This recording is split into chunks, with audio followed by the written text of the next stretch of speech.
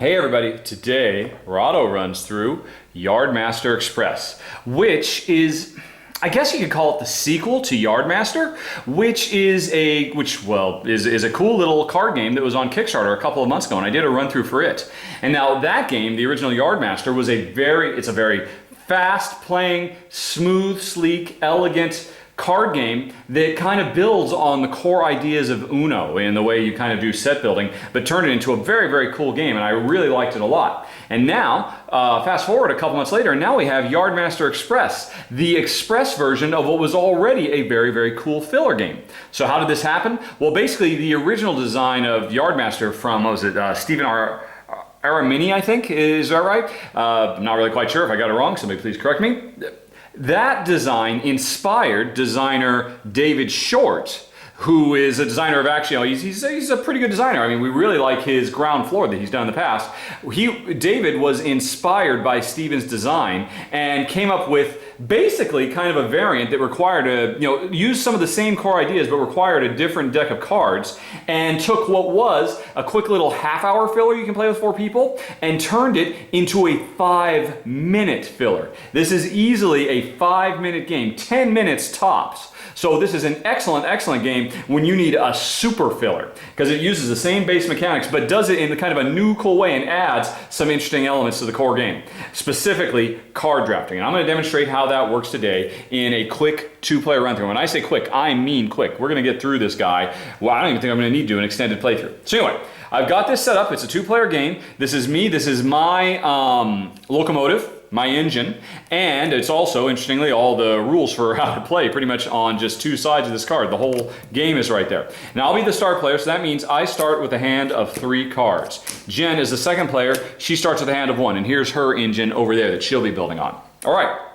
And now, basically, as it says right here, what I do every turn is I select 1 card from my hand, play it face up or face down, pass the hand on to the next player, and then draw 1 card. That's it. And in a 2-player game, we are going to play 7 rounds. So we're going to put 7 cars on our train. With more players, because the game takes a bit longer, there are fewer rounds that you play. And then at the end, we score. It's going to be really quick and easy. I'm going to do that right now. Although, wait, I should say one more thing.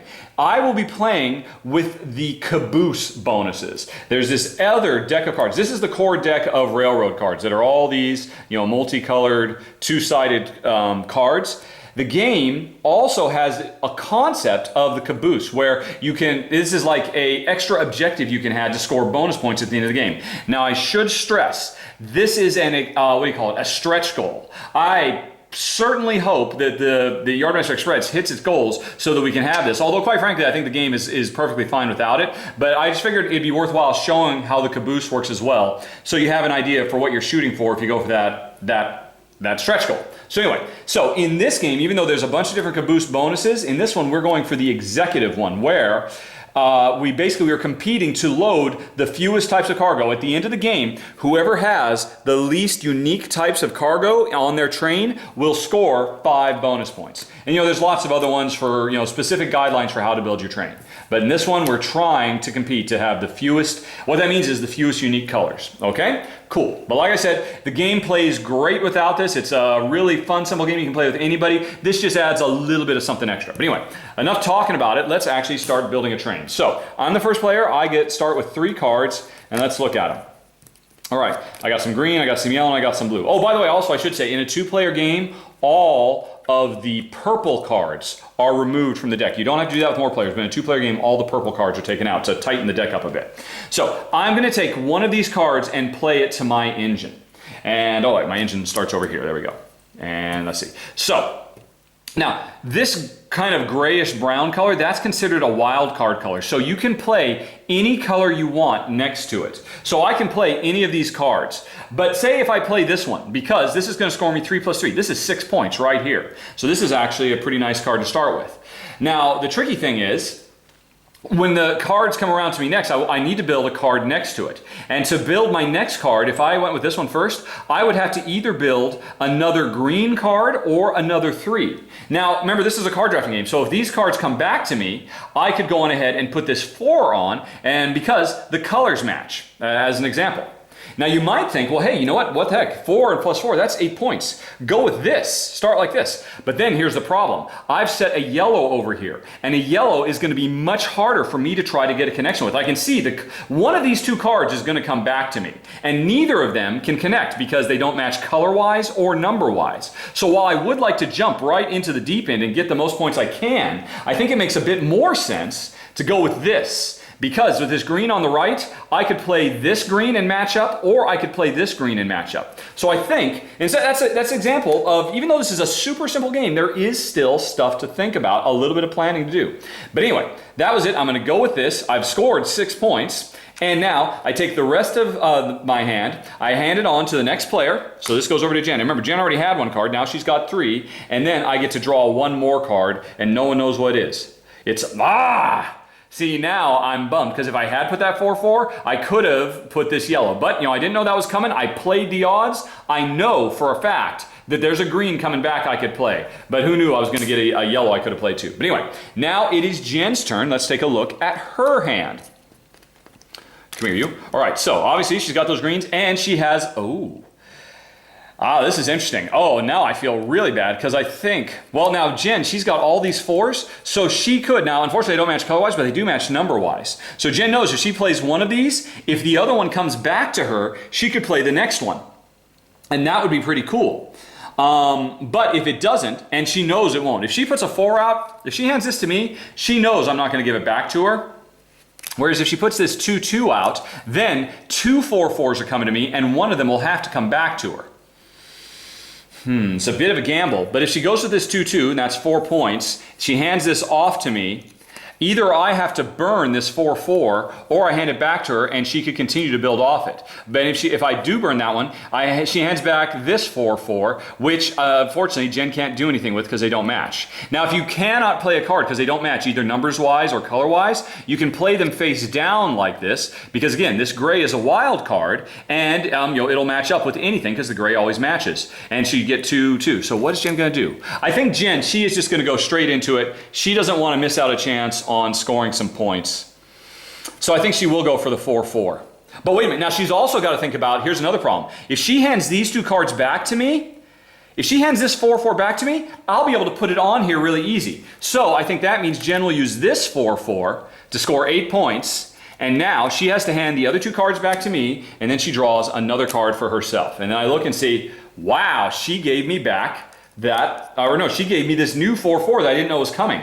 And look at this. This is really cool. If I could play this and then later on I'd have this nice match, but unfortunately I cannot match this 4 to this 3. But what I can do, look at this. I can match a 3 to a 3. And then later on, if I get this 4 back, I can match the 3 to the 4 because they have the same color. That's beautiful. That's what I'm going to do. All right, so I'm going to build that, and then I hand these back to Jen. I draw another card for myself. Now it's Jen's second turn. Let's see what she's going to do.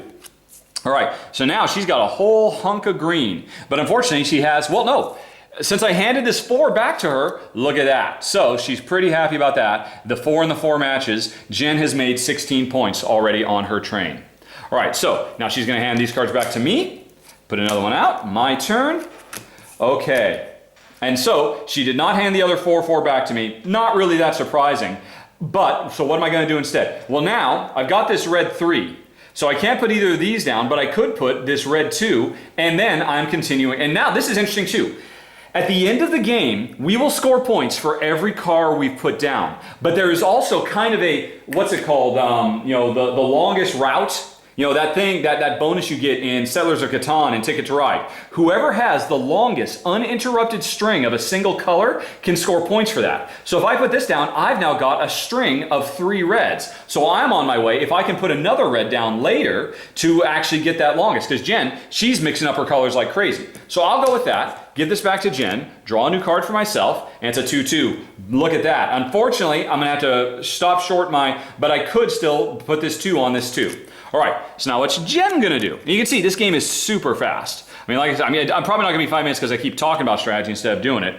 But now, Jen has got herself to an impasse. 4s are beautiful because they're worth a lot of points. The problem is, it's hard to match them up with other stuff. Now she does have yellow, so I think that means she's gonna put this yellow. And so now, boom, she's in the running for longest chain, and she hands these back to me. gets a card for herself. And now, yep, my dreams of a red chain are at an end.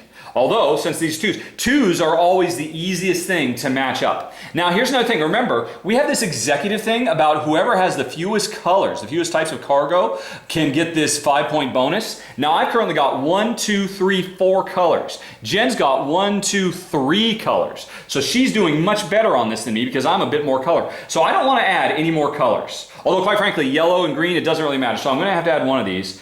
I guess I'll go on ahead and put the greens in because if Jen hands me this green back, I can then continue to make a really long streak. So we hand these back to Jen, get a new card for myself. Let's see what she's gonna do. Look at all this green. Oh, that's nice for me because Jen cannot stop. She's gonna have to hand me one of these greens back. Okay, but in the meantime, look at this. She'll take this double yellow and now she's got a string of 5. Ooh, not good for me. Let's see. My turn again, and here are those greens back. Now, which one do I want to do? Oh, I could get this 4 out though. Look at that. But I think I'm better off kind of to continue to build a string of greens so I can compete with Jen's string of what do you call it? Plus, if I end up giving this to her and she plays it, she'll be taking a blue, and that means we'll tie up on the number of colors. So I'm going to take a chance and give her this 4-4, and then draw myself a new card. Let's see, and now what is Jen gonna do? Right, and she sees it. She can't believe I gave her this 4-4. Now she cannot, but here's the problem. She can't play it because it doesn't match the yellow or the number. So I was perfectly safe handing this to her because now she's gonna have to hand it back to me and I get a nice big 8 points and a nice string. Although it'll be a string of 1, 2, 3, 4, 5. It will match Jen's.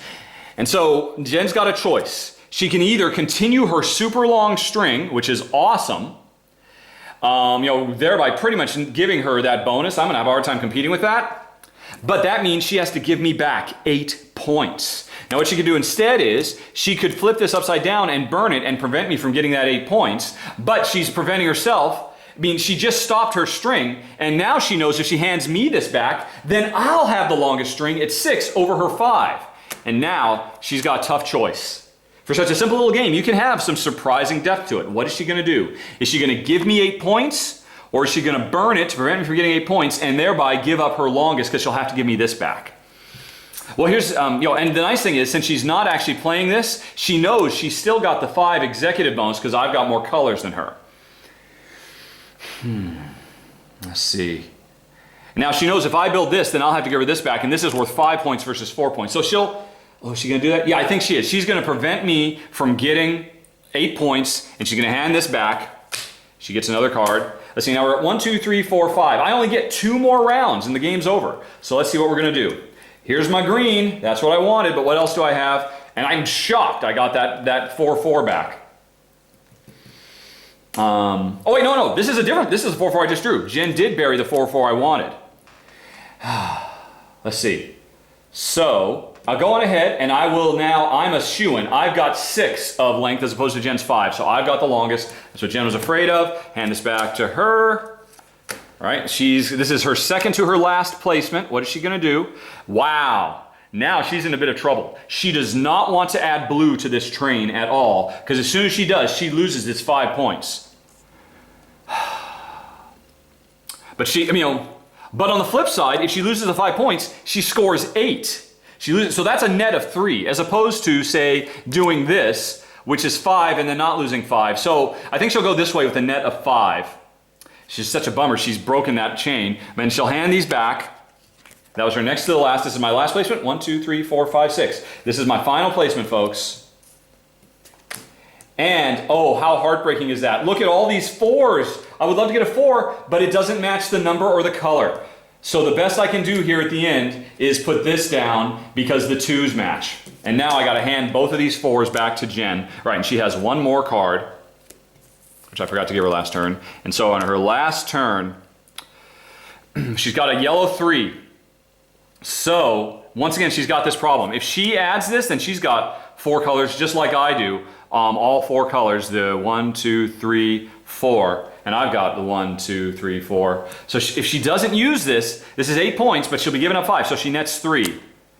Now on the flip side, if she just takes one of these and puts it face down, she's getting 4 points plus 5. So instead of netting 3, she'll net 9. That's what she went with. That's it. These don't get played. And now, 1, 2, 3, 4, 5, 6, 7. 1, 2, 3, 4, 5, 6, 7. We add up the final tally. I've got 6, 12, 16, 20, 25, 29, 34. And then I've got the longest streak, so I get 1 point for each card. 34, 35, 36, 37, 38, 39, 40 points.